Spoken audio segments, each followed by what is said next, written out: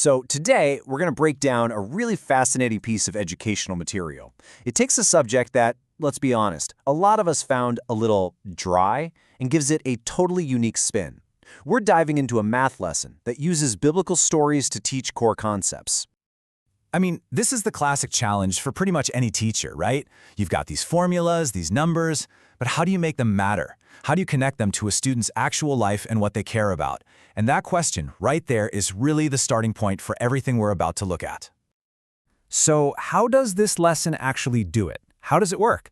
Well, it all starts with one single foundational formula. And here it is. This is the mathematical heart of the entire lesson. Part equals percent times whole. It's a simple universal rule for figuring out a piece of something. You know, it's clean, it's abstract, and on its own, maybe a little boring. But this is where it gets really interesting. The goal here isn't just to teach you the formula. The whole point is to connect that math to real-world actions, to things with value, like sharing or saving or giving. The idea is to make the calculation itself feel like it has a purpose. To make this less of an abstract idea, the lesson grounds the formula in a story. We're going to walk through the main case study they use, a character named Ruth and her barley harvest. So here's the word problem. Notice it doesn't just say find 20% of 500. No, it's Ruth collected 20% of a total harvest of 500 sacks.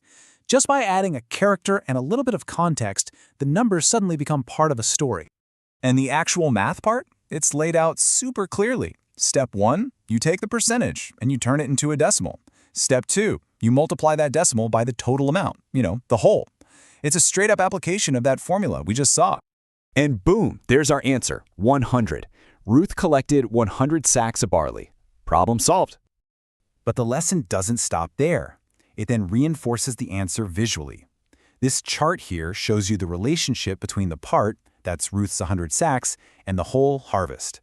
It turns an abstract number into something you can actually see and understand. Of course, one example is never enough to make a lesson really stick. So the next phase is all about reinforcement.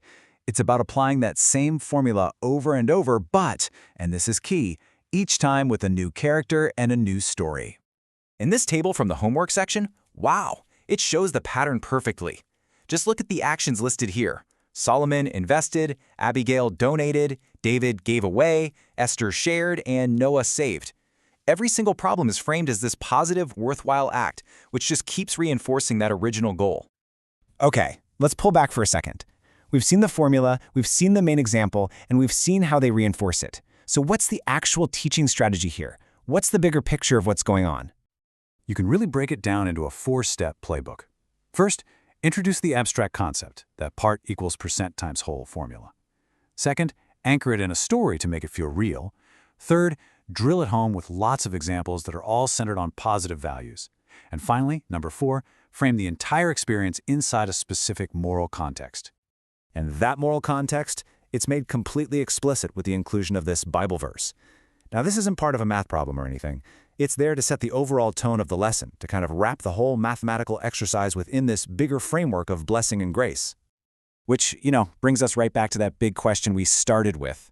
We've just walked through one very specific curriculum, but the strategy itself is universal. Can grounding these abstract subjects in stories and values, and it could be any stories or any values, make them more compelling, more memorable for students? It's definitely something worth thinking about.